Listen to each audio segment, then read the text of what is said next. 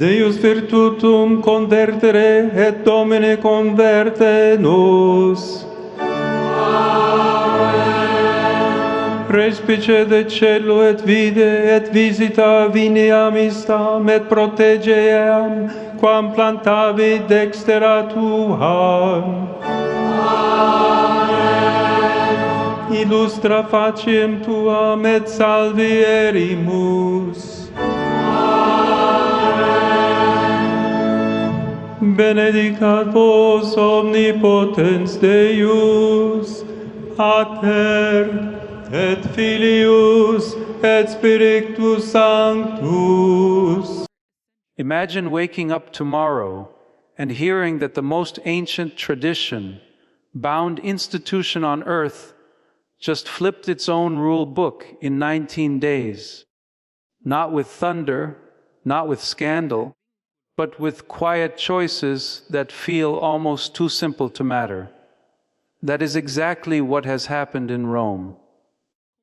A man who only weeks ago was Father Robert, a barefoot missionary in the Peruvian dust, now stands beneath the frescoed ceilings of the Apostolic Palace and tells cardinals to take off their shoes. His name is Pope Leo XIV, and he is not tearing the church down. He is opening every door he can find so that the people outside finally walk in. From the moment he stepped onto the balcony in white, something felt different. There was no gold shimmer, no long Latin flourish, just a gentle nod and the words, "Let us begin again." The world leaned in, and what has unfolded since has left bishops whispering in sacristies, teenagers grinning at their screens, and homeless men falling asleep under the same cedars that once fenced in only popes. Let me take you through the 10 decisions that have already changed everything. But first, picture this: a cobblestone street in Trastevere at dawn. A cardinal, purple zucchetto tucked into his pocket, steps out of an unmarked sedan. He peels off soft leather loafers and places them beside a lamppost, the same way a child leaves shoes outside a classroom. The pavement is cool, gritty, and strangers stare. He begins to walk, the hem of his cassock brushing against pigeons and crumbs and the cardboard beds of men who did not expect a prince of the church to feel the same chill between their toes. By the time the procession reaches the river, the cardinal's feet are raw, but he is laughing with a teenage busker who has loaned him a battered guitar. That is the first rule. Every bishop everywhere must walk barefoot through at least one public procession each year. The decree landed on desks like a feather and landed on hearts like a brick. Some prelates winced. One archbishop reportedly asked if dress code exceptions could be issued for diabetic neuropathy. Yet the answer came back as gentle as it was firm. Then walk slowly, brother, but walk.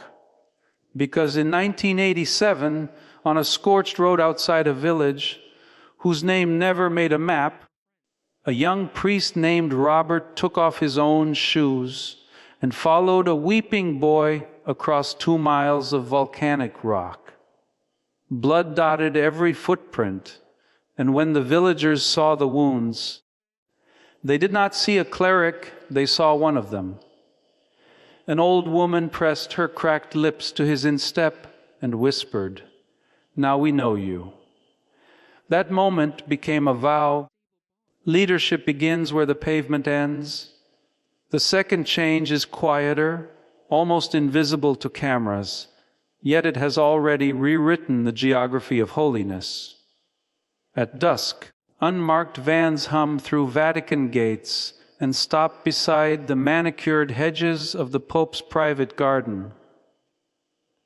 Out step women carrying plastic shopping bags, Men clutching rolled blankets, children wearing donated sneakers, 2 sizes too big, Swiss guards in simple navy sweaters, not ceremonial plumage, guide them to rows of cots beneath boxwood arches. No press, no flash, no hashtags.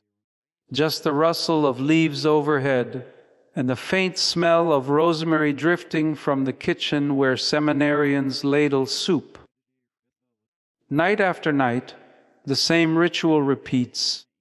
The most exclusive acreage on the planet becomes a dormitory for those who have spent years looking for a locked door. When nervous curial officials warned that rare plants might be trampled, the Pope answered with a story from a Chicago winter.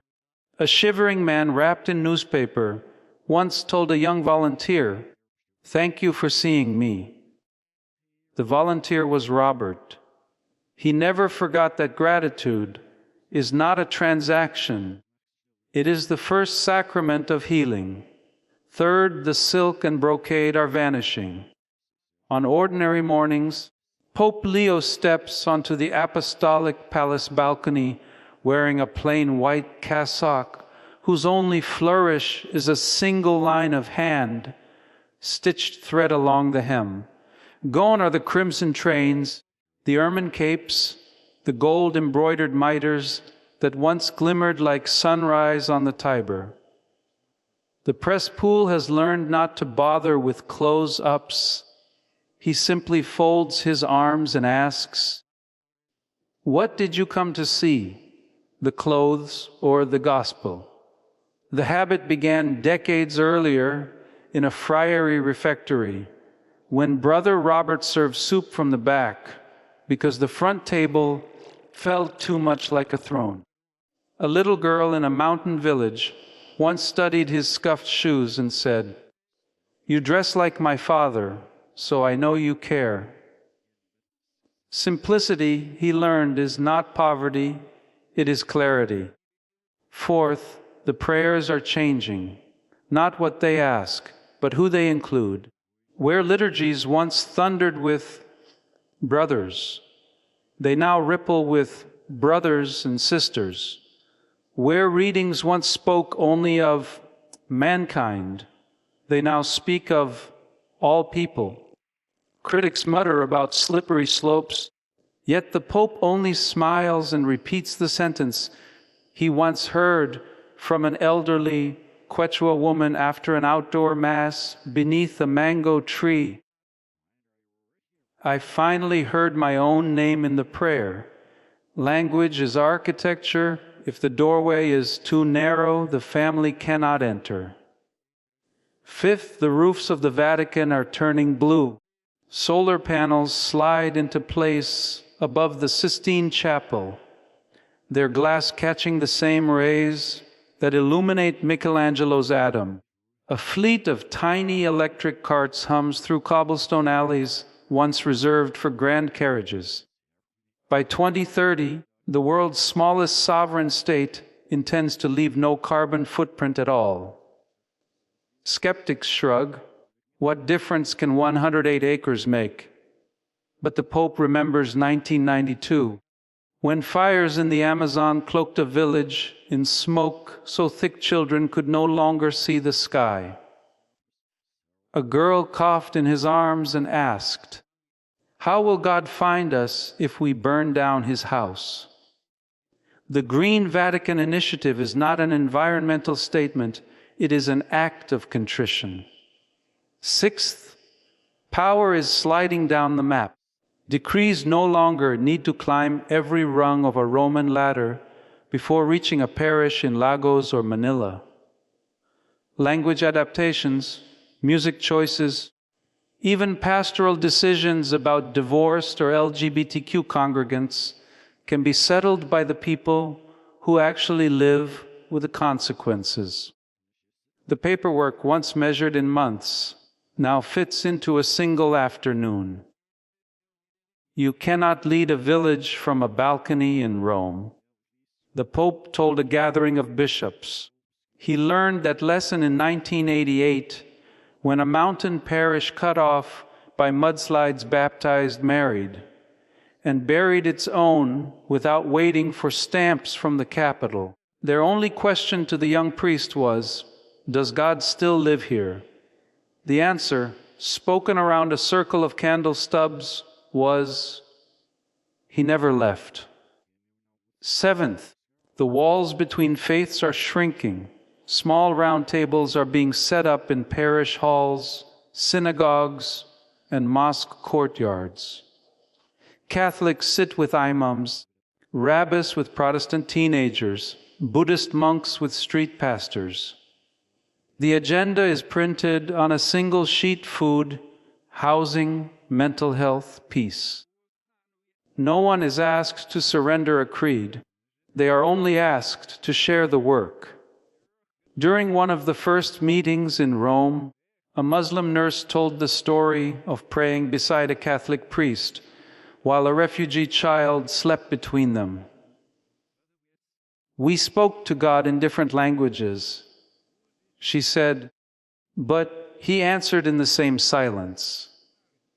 The Pope, who once organized joint soup runs in Chicago, believes that silence is not emptiness, it is the space where fear evaporates. Eighth, the money is finally speaking plain Latin. Independent auditors in charcoal suits now walk the marble corridors of the IOR, the so-called Vatican Bank, and every year a slim booklet is uploaded to the web. Salaries, investments, losses, gifts. If a single euro drifts off course, the Pope wants to know, and he wants you to know too. The habit began during his years as Augustinian treasurer, when he found an unexplained gap in a school budget. He spent sleepless nights chasing receipts through mildewed boxes until the number balanced. Money is not the problem, he concluded, silence is. Transparency, he insists, is not scandal, it is stewardship. Ninth, the Church is listening to voices that cannot yet vote. Global youth councils, some meeting under fig trees, others on glitchy Zoom calls, now send reports straight to the Pope's desk. Topics range from TikTok evangelization to climate anxiety to how confession could feel less like a courtroom. A 17-year-old from Manila recently asked, "If the Church believes in eternal life, why does it act like our opinions die at 18? The Pope answered by inviting her and 30 others to Rome for pastries and an unscripted conversation that lasted until the bells of St. Peter's rang midnight. He remembers the boy named Giulio who once asked, "Why does no one in Rome ever ask what we think?" Today, Giulio's question is carved into the wooden lectern where the youth councils speak. 10th, the old wooden confessionals are glowing again. Not with candlelight, but with the soft surprise of people who thought God had given up on them. On any weekday afternoon, you can find priests in cassocks, scuffed at the hem, sitting in narrow boxes with the door ajar. They are not waiting for sinners, they are waiting for the wounded. Pope Leo remembers the man who entered after 30 years away, voice shaking, eyes on the floor. When the screen slid back, the man whispered, "Is it too late to be clean again?" Robert, still just a parish priest, reached through the lattice and said, "It is never too late." That moment is why confessionals are no longer museum pieces. They are emergency rooms for the soul. Each reform sounds small when you say it out loud. Walk barefoot, open the garden, wear simple cloth, share the table, plant trees, trust the local voice, cross the religious line, open the books, listen to the young, kneel again in hope. Yet together they form a single sentence written across the sky of the church. God still walks among us, and his footprints look remarkably like ours. Dusty, wounded, determined. The Pope is not reinventing doctrine. He is relocating it from parchment to pavement. Every change began years ago in a moment when a young priest saw pain and decided to carry some of it himself. The barefoot procession is not symbolism, it is memory. The garden sleepover is not charity, it is justice. The solar panels are not politics, they are penance. The open ledger is not public relations, it is reverence. The youth council is not strategy, it is solidarity. And the confessional is not nostalgia, it is necessity. So here we stand, 3 weeks into a papacy that feels like the opening chapter of a much longer story. The question humming beneath every headline is simply, will it last? Tradition, after all, has a gravitational pull. Yet the answer may already be stitched into the Pope's white cassock. Change that begins in shared pain rarely retreats. When a cardinal's soles blister, on the same stones a homeless man calls a pillow, something irreversible happens. When a teenage girl from Lagos explains TikTok to a cardinal who still writes in Latin, the Church learns a new dialect of mercy. When a bishop balances next year's budget on a parish spreadsheet instead of a Vatican ledger, the money remembers why it was given. When an imam and a priest share sandwiches on a street corner, the neighborhood feels slightly less breakable. And when a man who has not spoken to God in decades hears the words, "You are still loved," the universe tilts a degree toward hope. The revolution Pope Leo XIV is leading does not roar, it whispers.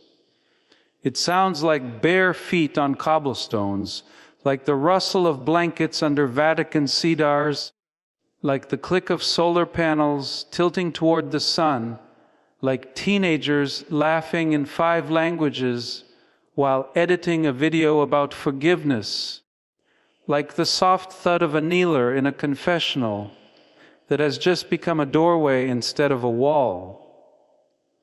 The world may measure these 19 days as a flurry of policy, but the Church will remember them as the moment she remembered who she was before she built the walls. The rest of us are invited to the same memory. We only have to take off our shoes, open the gate, and walk. But the story doesn't end with the 10th change. It only begins to breathe. The morning after the Barefoot decree went public, a dozen bishops emailed the Secretariat of State requesting exemptions for gout, plantar fasciitis, and advanced age. The reply arrived before lunch, a single photograph of Pope Leo at age 32, soles split and bleeding on the road to Chacas, captioned in his own handwriting, "Pain is a teacher, not an excuse." 2 days later, the first procession took place in Manila. Cardinal Advincula removed his socks on the steps of Quiapo Church and led 20,000 people through monsoon puddles. A street vendor named Lena, who had not been to Mass since her husband died, leaned over the barricade, touched the cardinal's wet footprint, and whispered, "He really came down here." That night she returned to the pew. Multiply that moment across 5 continents, and you start to see the arithmetic of mercy. Meanwhile, in the Vatican gardens, the night watch has become the most sought, after shift among Swiss guards. One young guard, Corporal Lucas from Lucerne, told his mother on a crackly phone call, "I am paid to protect the Pope, but tonight I tucked a blanket under a grandmother from Romania. He described how the old woman kissed the crucifix on his uniform before falling asleep beneath the same cypress trees that witnessed every papal conclave since Pius IX. History happens under these branches, he said, but so does tomorrow. The gardeners, who once pruned the hedges into perfect Latin crosses, have started planting tomatoes along the paths so the guests can pick dinner with their own hands. The first salad bowl was served at table 12. A former investment banker from Milan, now jobless, said it tasted like the garden of his childhood before spreadsheets ate his Sundays.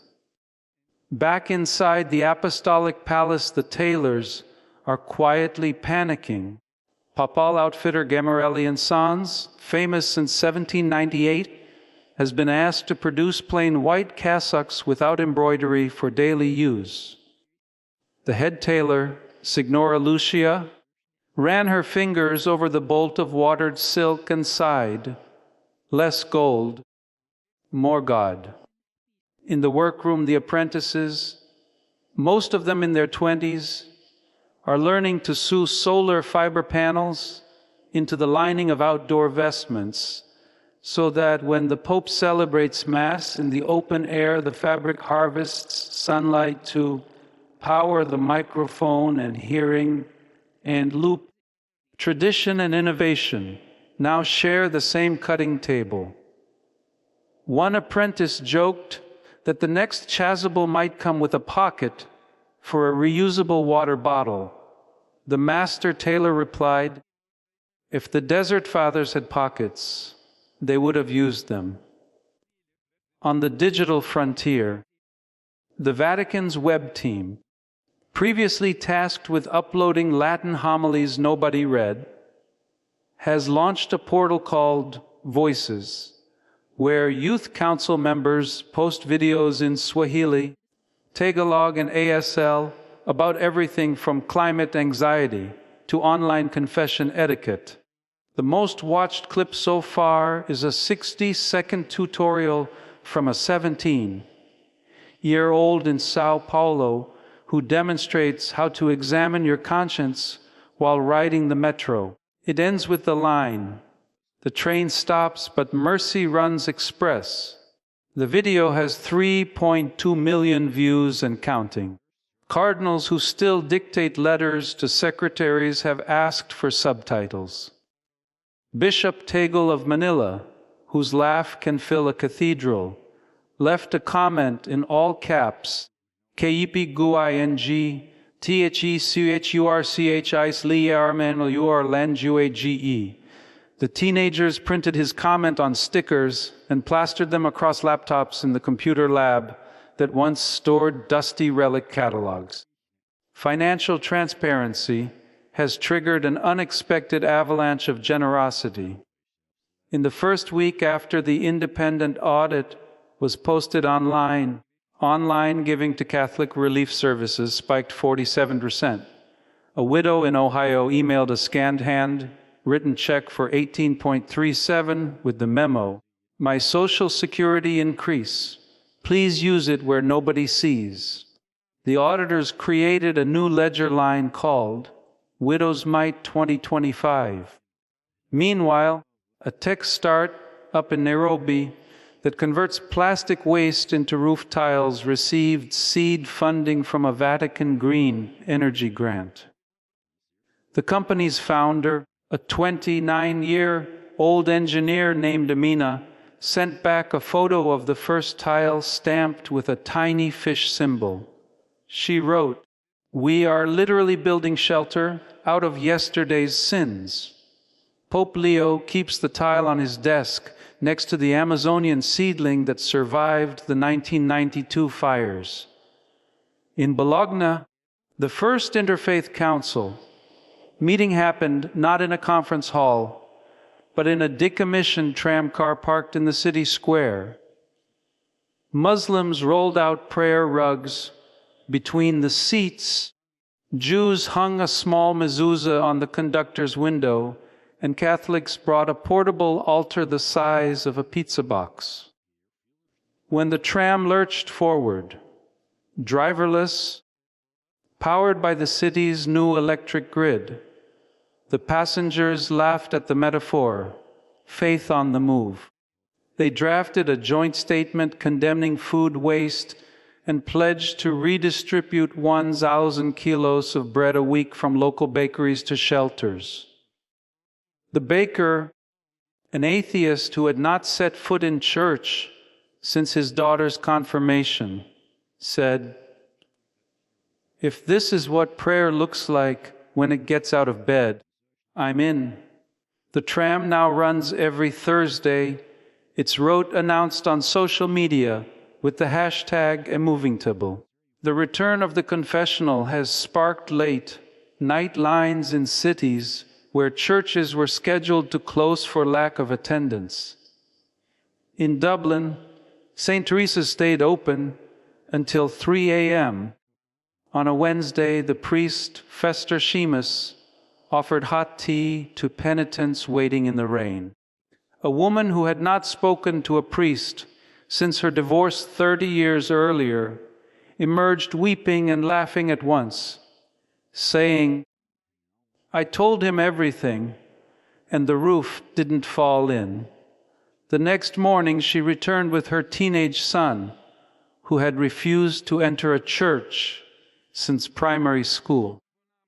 They both knelt side by side, separated by the thin wooden lattice. And when they came out, the boy asked if confession could be live-streamed for friends who were afraid of dark booths. Fafter Seamus laughed and said, "How about we start with the porch light on?" That night the porch light stayed on until dawn. Meanwhile, a quiet revolution stirs in seminaries. In Krakow, the rector has introduced a course called Barefoot Theology, where students spend 1 day a week working shifts at a homeless shelter, a community garden, and a suicide prevention hotline before returning to class to discuss Aquinas. One seminarian wrote in his reflection paper, "I used to think holiness was vertical, rising up to God. Last week I learned it is horizontal, moving toward the neighbor." Another described how he heard confession for the first time not in Latin, but in the language of shared sandwiches. Admission applications to the seminary have tripled. The rector suspects it is not because vocations suddenly blossomed, but because young men saw that service could look like sneakers caked in garden mud. On the island of Lesbos, Pope Leo has quietly asked that the next papal trip, scheduled for late autumn, be moved from the Grand Stadium in Athens to the refugee camps he first visited as Father Robert in 2015. The advance team arrived with measuring tape and found a small olive grove where he once celebrated Mass for 40 families under a tarp. They want to build a simple wooden altar that can be dismantled and erected wherever the next crisis unfolds. One volunteer asked if the altar needed a microphone. The Pope's reply came via voice memo. "The wind in the olive branches will be enough." The memo ended with the sound of children laughing in the background. Back in Rome, the sacristy smells different. Incense still rises at dawn, but now it mingles with the earthy scent of the compost bin where yesterday's palms become next month's soil. The gardeners collect coffee grounds from the Vatican cafeteria to feed the roses. The baristas joke that even the espresso now participates in redemption. Every Friday, the Pope himself carries the bin across the courtyard, greeting workers by name. A journalist once asked why he doesn't delegate the chore. He answered, because the Garden of Eden was not kept by angels. The journalist's paper ran the quote under a photo of the Pope in rubber gloves, and within days, Fe Holy Campus trended on Catholic Twitter. And still the stories arrive like postcards from a church learning to breathe again. In rural Kenya, a priest bicycles 20 kilometers to the nearest village because the youth council asked for Mass under the baobab tree instead of the cinder block chapel whose tin roof turns the interior into an oven. In Montreal, a synagogue invites parish teens to light Hanukkah candles while Catholic teens host a Seder demo, and together they raise funds for a new shelter.